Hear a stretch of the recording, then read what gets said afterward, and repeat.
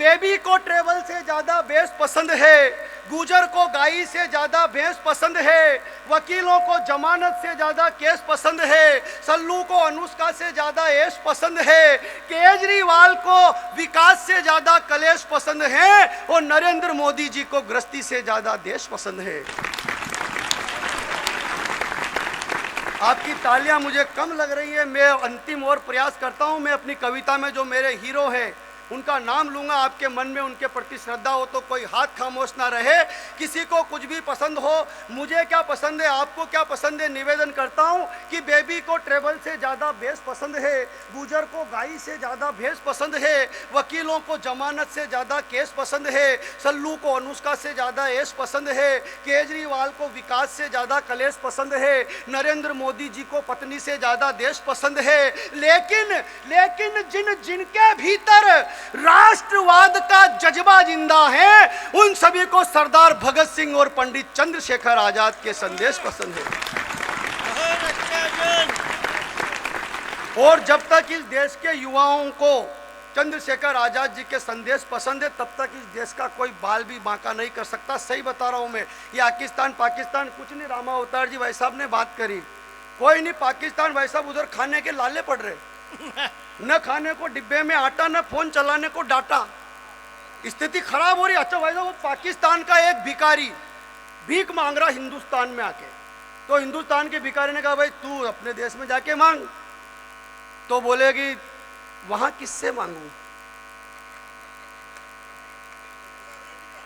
वहां तो सारे ही ऐसे ही। तो बोले वो इमरान खान से मांगो, प्रधानमंत्री रहा और क्रिकेटर भी रहा। बोले जनाब आप पहचान नहीं रहे हो, मैं वही हूं।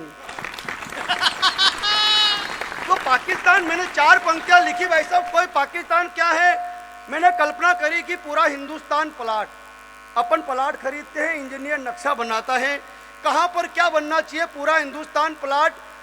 4 पंक्तियां निवेदन करता हूं कि राजस्थान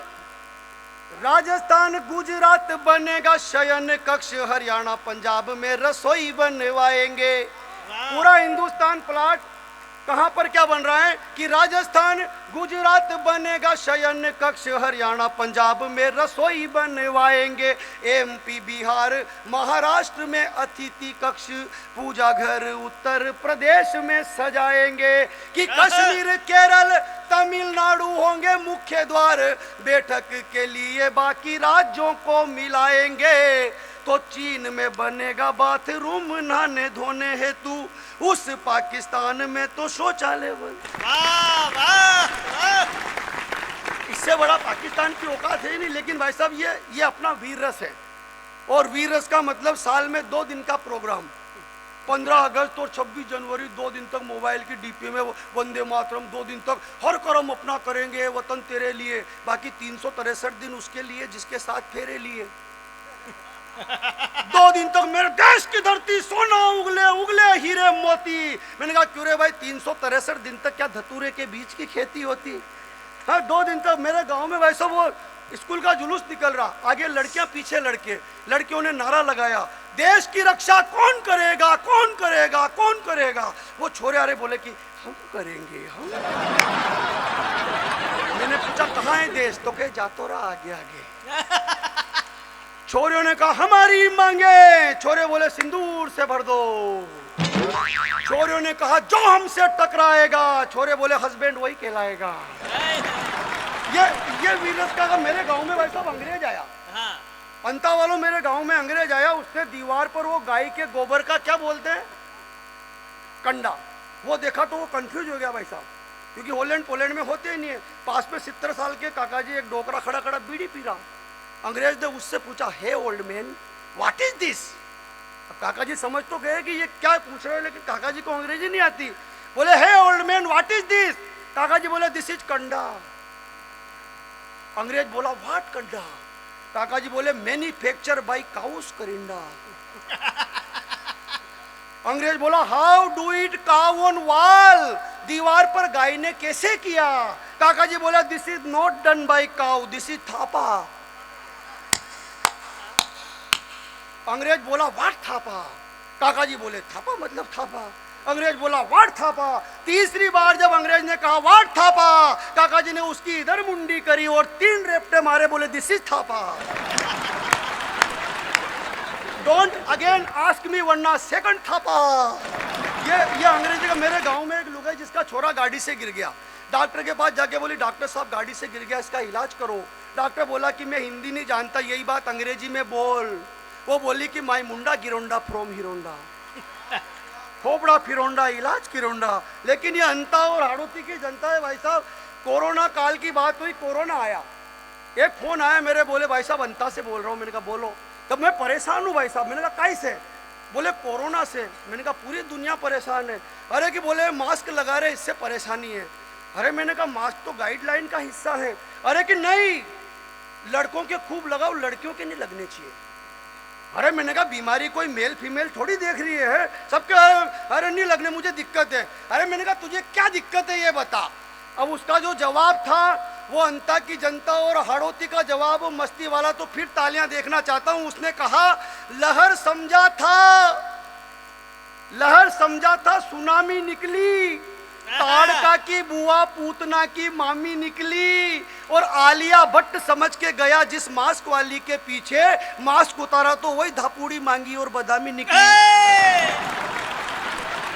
तो ये आनंद का काम है कि छोरी को देखकर यही कहता है हर कुंवारा। थोड़ा वाह वाह करके सुनो, मतलब इतनी भी नहीं करनी है, मतलब ऐसे नहीं सुनना जैसे दंडकारण्य वन के अंदर 80,000 ऋषि मुनि काक भुसुंडी महाराज की कथा श्रवण कर रहे हो। आ वाह करते हुए सुनो कि छोरी को देखकर यही कहता है हर कुंवारा, यारा वो यारा तेरी अदाओं ने मारा। छोरी भी उन्हीं के नाम की माला फेरती है शाम सवेरे, और कहती है मुन्नी बदनाम हुई। डार्लिंग बहुत आध्यात्मिक हो आप, प्रणाम करता हूँ। मुन्नी बदनाम, लेकिन मैं सही बता रहा हूँ, छोरियों के चक्कर में मत पड़ना भाई साहब। ये बैलेंस डलाएगी अंता वालों से, फोन लगाएगी 12 वालों के, और मिलने के लिए कोटा निकल जाएगी। सही बता रहा हूँ। मेरे मोहल्ले में एक खूबसूरत हसीना रहती थी, छोड़ के मुझको सारे छोरों को भैया कहती थी। एक दिन करीब आई, दी थोड़ी सी इस्माइल, भाई साहब अपन ने भी मारी स्टाइल, लेकिन सलट गई फाइल। हवेलियां अरमानों की ढह गई, तमन्नाएं धरी की धरी रह गई, तन्हाई में भी कमबख्त संस्कारों में बह गई, और सबको भैया कहने वाली मुझे काका जी कह गई। कोई भरोसा ही नहीं है कि छोरी को देखकर यही कहता है हर कुंवारा, यारा ओ यारा तेरी अदाओं ने मारा। छोरी भी इन्हीं के नाम की माला फेरती है शाम सवेरे, और कहती है मुन्नी बदनाम हुई डार्लिंग तेरे लिए।